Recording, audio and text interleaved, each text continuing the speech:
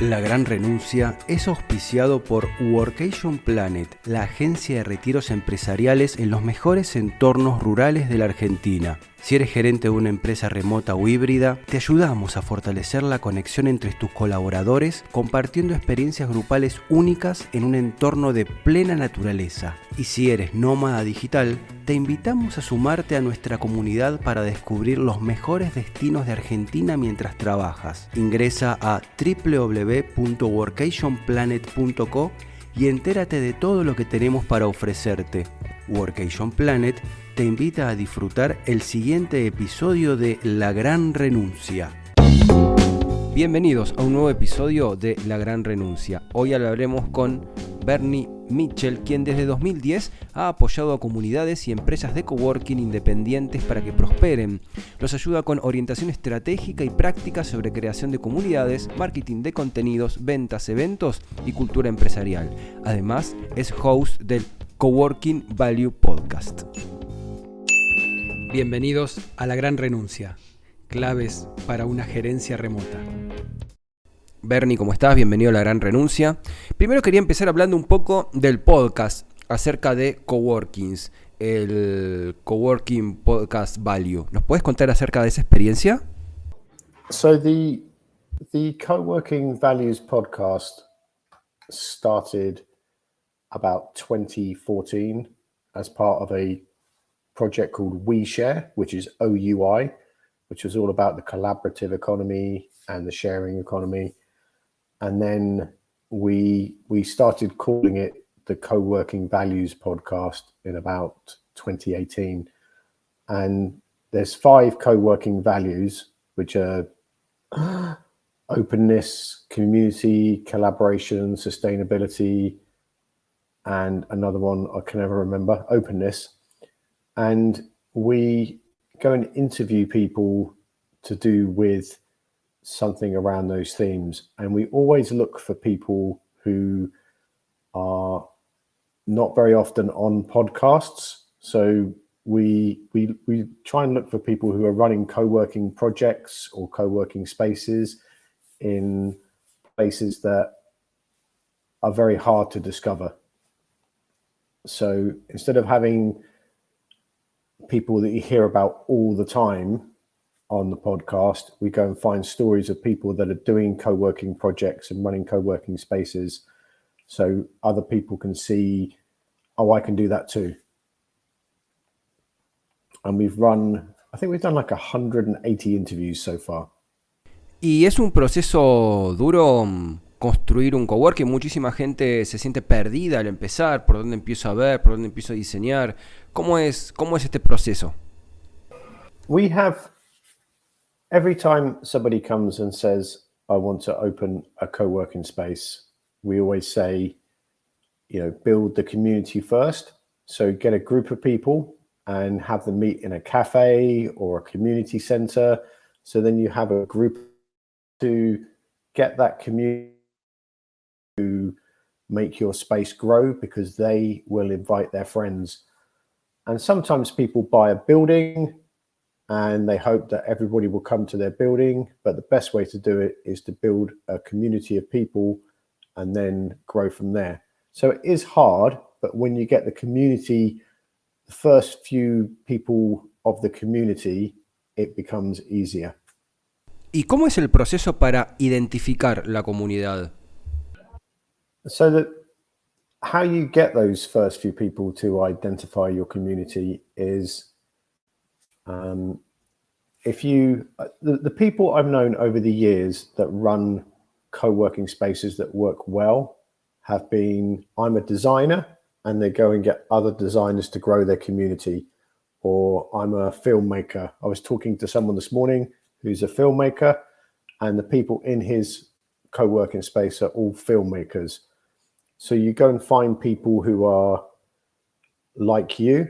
And what happens is, if you and I started a co-working space, we would attract, bald-headed men who like podcasting, because you attract the people who look like you. So my friend Janine runs a she's a middle-aged lady who runs a co-working space in the Netherlands, and all her members are middle-aged women who are parents, because we just sort of get people like us to come to us. And that's why it's really important to spend time on diversity inclusion, so then you have a range of people in your co-working space rather than just everybody who looks like you.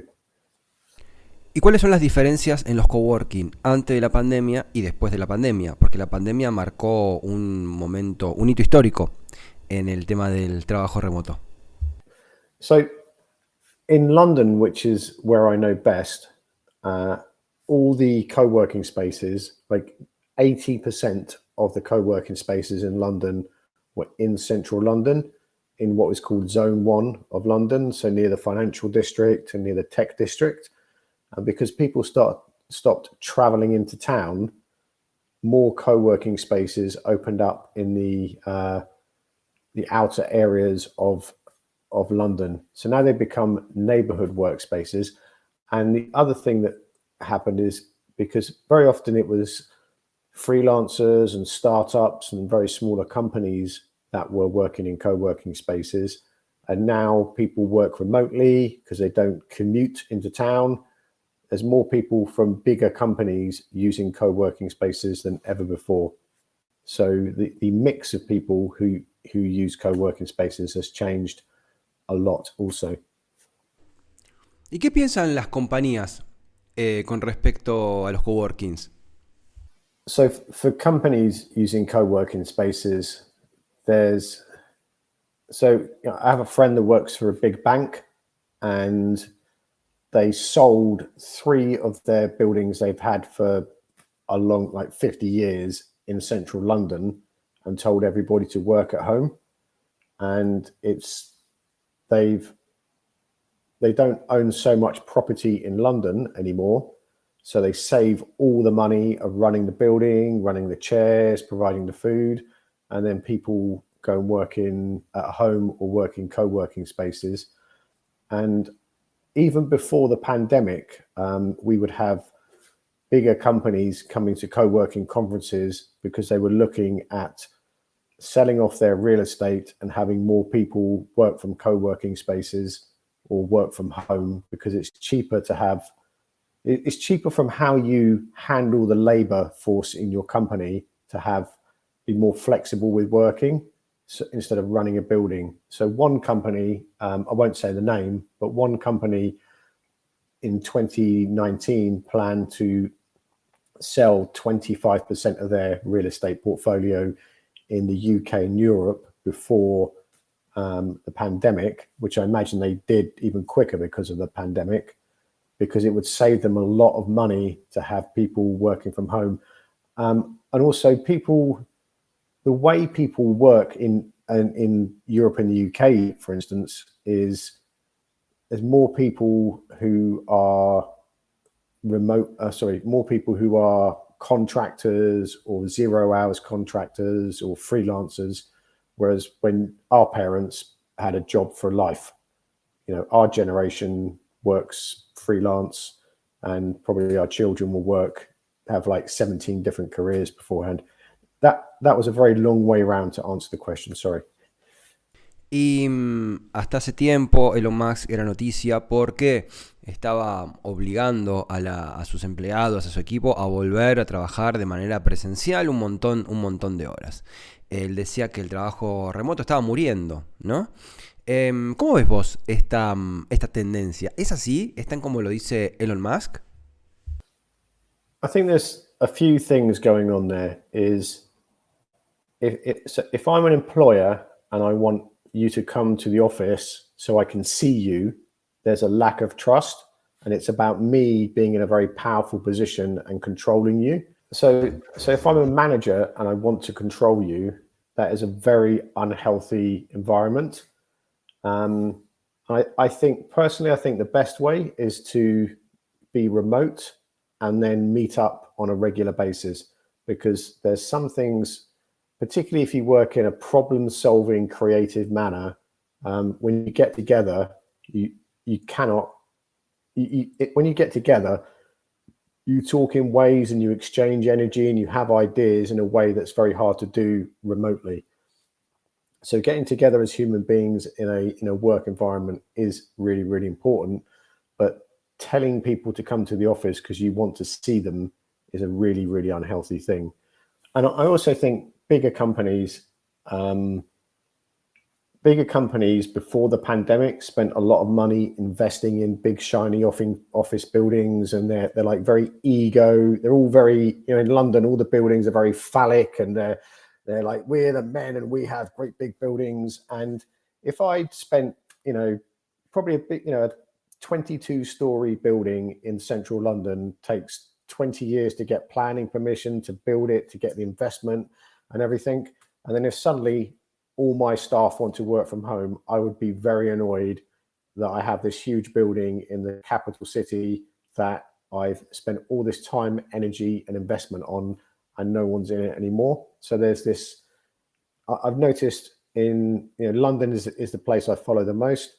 All the people talking about getting back to the office in London have a direct vested interest in populating their office buildings in central London. So that is why they say, let's get back to the office.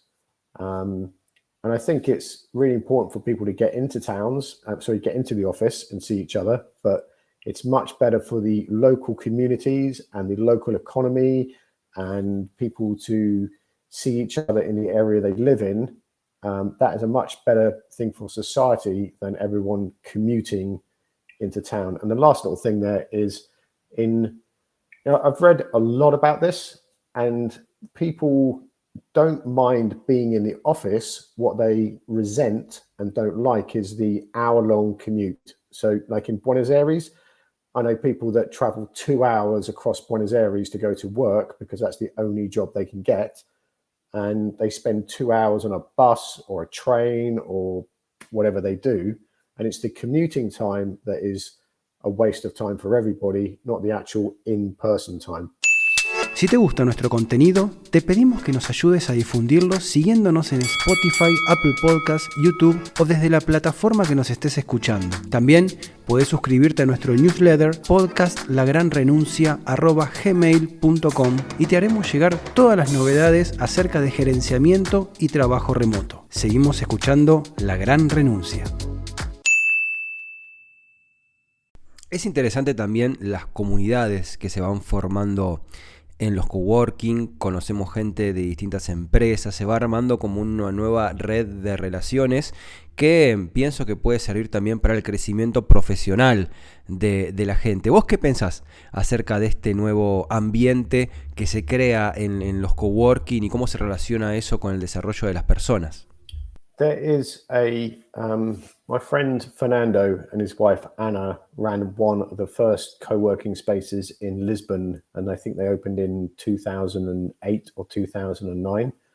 And Fernando is also a designer, and he teaches at university, and he did his PhD in how much we learn off each other in co-working spaces. So it's the micro learning that happens. And a conversation I have a lot is like what you just said, is how many things you've found out by standing in the kitchen, drinking a coffee, chatting to someone. And I might not go off and do a whole graphic design course, but I talk to you every day for 6 months and I understand how it works better. So then when I go to speak to a graphic designer about a job I'm working on, I understand how they work. So it helps me like that. And I've been in co-working spaces since 2010, and there are people I still talk to now and I still work with, and I found out about so many different ways of working, different projects, different pieces of software, different communities, events, social media apps. It just goes on and on and on. And it's because I'm always meeting other people and I'm spending time. If I was an accountant and I only went to the accountancy office, that would be the people I meet. And because I'm in a co-working space with a massive blend of people, and this diverse group of people, professions, disciplines, ethnic backgrounds, I just have a bigger view of the world, and my network, both professionally and friendship wise, is huge. And it's all down to being in a mixed work environment, which people call co-working or flexible office space or neighborhood space, whatever the cool word is. Sí, algunos coworking también proponen diferentes eventos para poder fortalecer esa comunidad, ¿no? So about events in co-working spaces, the thing, I was talking to someone this morning about this, and when you have events in a co-working space, if you get the members to organize the events, because very often there's 2 or 3 people running a co-working space and maybe 50 to 100 members. And if a member runs an event, they'll do it on something they're really interested in, and then they will get people to come. And then instead of having this event and the event that you think people want, you always have events that people want because the members have organized it, and it makes the community grow bigger or grow more closer because members are organizing events, and they will bring new people into the space, and those new people coming into the space may or may not become members, but they'll become connected to the co-working space, so it keeps growing the community. And you shouldn't do an event, you shouldn't make members organize events because you cannot be bothered to, or you don't think it's important. You should help provide the space to a member to run an event to get people more connected and grow the community. And very often, like people like you and me, we don't have a building. If someone gives us a space to run a graphic design event or a podcasting event, we'll put it on. But if we have to go and find somewhere to do it, it's probably not going to happen. So we'd say like a regular program of events that's organized by the members is a really good way to connect your community, for people to learn off each other and to build that network. ¿Y qué pensás acerca de los coworking rurales? ¿Son posibles?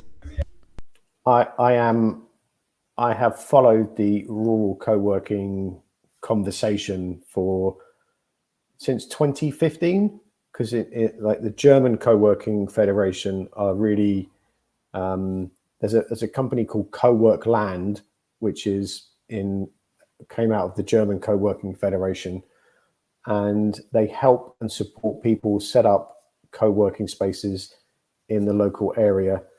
And especially now, I must have interviewed 15 people over the years that run rural co-working spaces, and a lot of those people lived in big cities, and they've moved out of the big city. And because our internet connection is way better than it used to be, it's more possible to work like we are having this conversation now.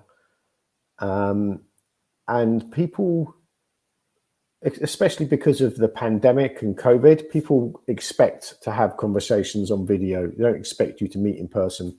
So kind of people's expectations of where you're working from has changed differently. But then in a rural setting, if you have a co-working space that is just a place to go and work, it's if that's all it is, it's not very much. But a co-working space can be a community center, it can be an event space, it can be a place where children can come and learn to do graphic design or art. So it becomes a hub for the local community. And people need to like kind of change their way of thinking, but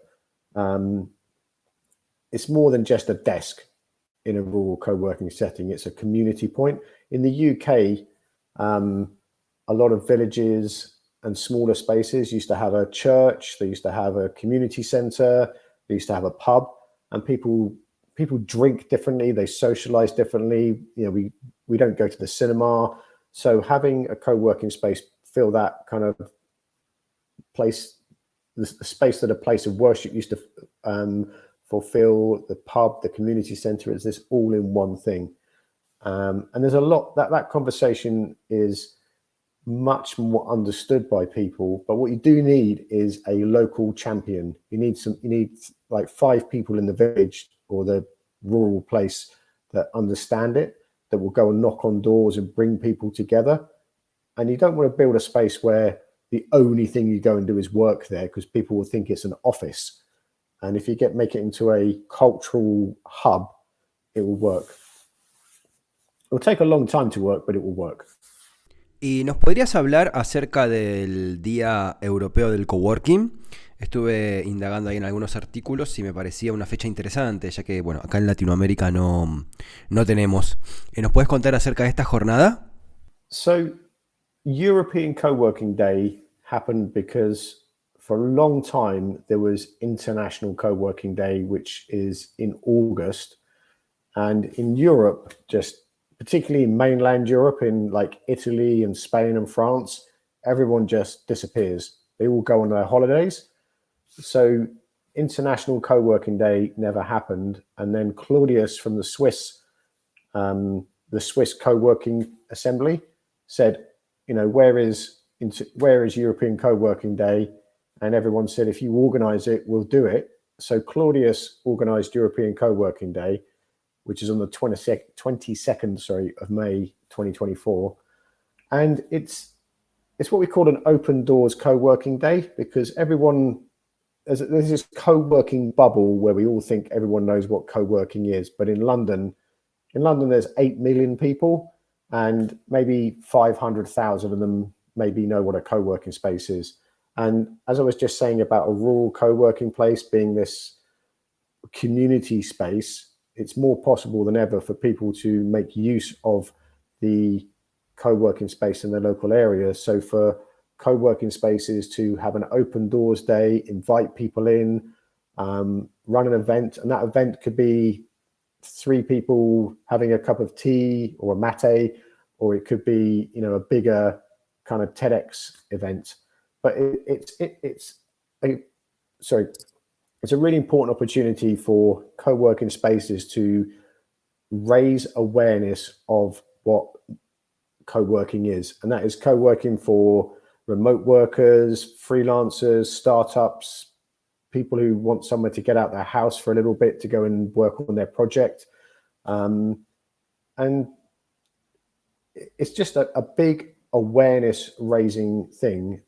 And it helps people. It has 2 things. There's what I've just said, but also it helps co-working spaces connect. So what I've found over the years is I'll look at the map and I'll go, oh, I know that place there, I know that place there. So if I go to that city, if I go to Munich, I'll go to this co-working space because I've seen it on the co-working space map. And it just helps grow the industry community, and it helps grow awareness from outside the space.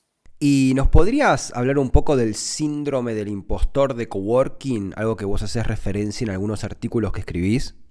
So,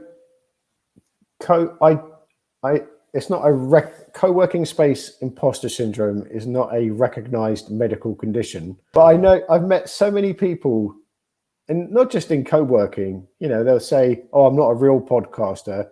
And how many podcasts have you made? Oh, I've made, 100. That's really good. So there's people who run smaller co-working spaces and they say, I'm not a real co-working space. I'm not, I don't have 10 floors and I don't have 6 kitchens. And it's like anybody starting any type of project or business is, it's a really big effort to do. So I've just met a lot of people who don't think they're a real co-working space, even though they've bought a building or they've leased a building, they have people giving them money and they run events and they do stuff in their building. And it comes a lot from people not going to co-working Spain and co-working Germany and European co-working. They don't go to the events because they don't think that they're enough of a co-working space. And now some of those events, not co-working Spain, because it's full of, makes Manel and Mark put a lot of effort into making it a very broad range of people from the co-working industry. But some of those events are full of office spaces trying to do co-working, and a lot of the smaller co-working spaces don't go to the events because they're all big places. So that's why I say co-working space imposter syndrome, because we need all these people showing up for each other to help make the movement and the industry work. Quizás se me viene a la cabeza algún coworking acá de las sierras de Córdoba, que es pequeño, que tiene un par de escritorios nada más. Quizás se puede ver como un impostor frente a las grandes coworking o las grandes cadenas de coworking de las grandes ciudades, ¿no? De los grandes centros urbanos. Pero por el otro lado, supongo que también cada área debe tener el espacio que su coworking necesita para eso. ¿Cómo lo ves vos? Se me ocurría esto mientras hablabas lo del síndrome del impostor. So your little co-working space is, it's not it doesn't have a swimming pool and a helicopter pad, but it's those few desks, and it helps people connect and come out and do their thing and do their work and build their projects and stuff like that. So it's really important to that area. Where I am, where I live in Vigo in Spain, there's a little co-working space called Fento Co-working. It's 10 desks, and it's right by my son's school. And the people who own the co-working space, their kids also go to the school. And if you look at it, it's this tiny little place. And I say to Chris, you have co-working space imposter syndrome, but it's amazing. There's like 10 people in there. Our children go to the same school. We meet there every day. It helps us meet and connect and do our work. And we all sit down and have lunch together.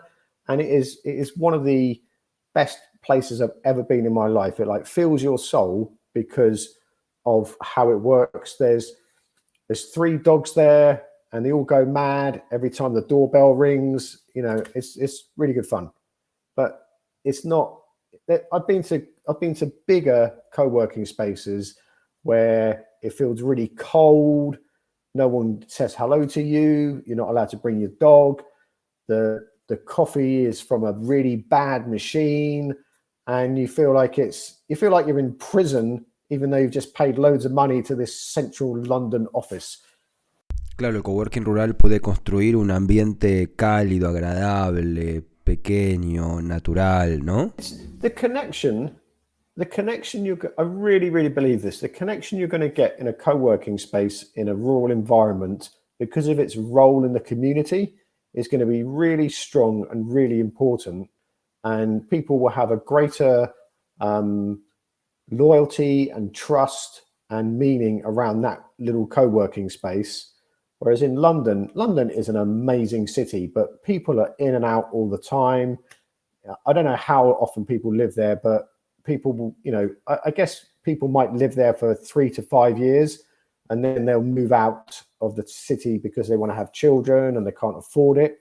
And in a like in Vigo, where I am, people will be here for longer and they'll be more connected because it's a different pace of life.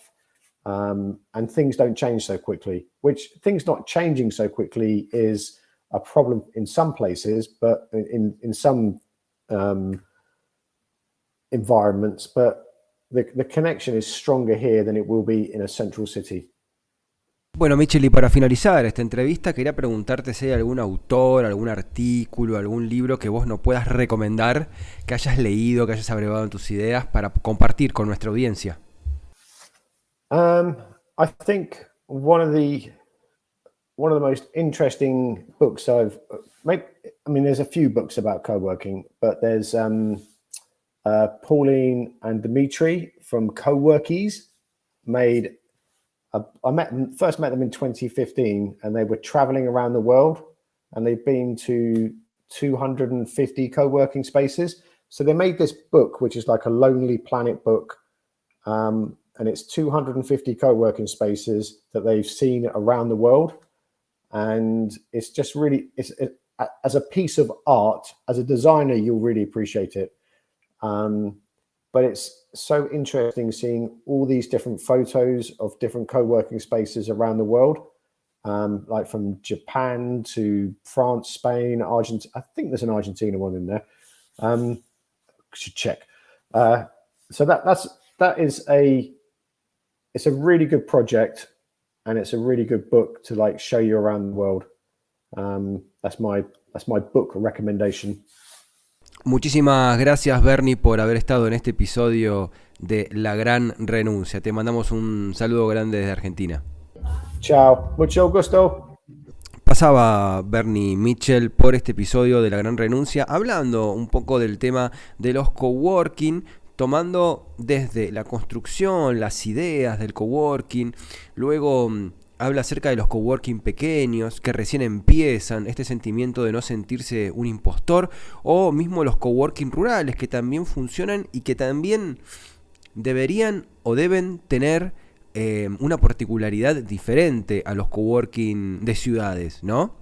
Que más allá, que en vez de sentirse mal por ser chicos o por tener menos cosas, quizás el coworking rural hay un ambiente cálido, un ambiente más pequeño y contenedor que quizás le hace la diferencia también al de ciudad. Así que interesante, es un especialista, Bernie Mitchell, en el tema de los coworking, ha investigado, tiene un podcast al respecto.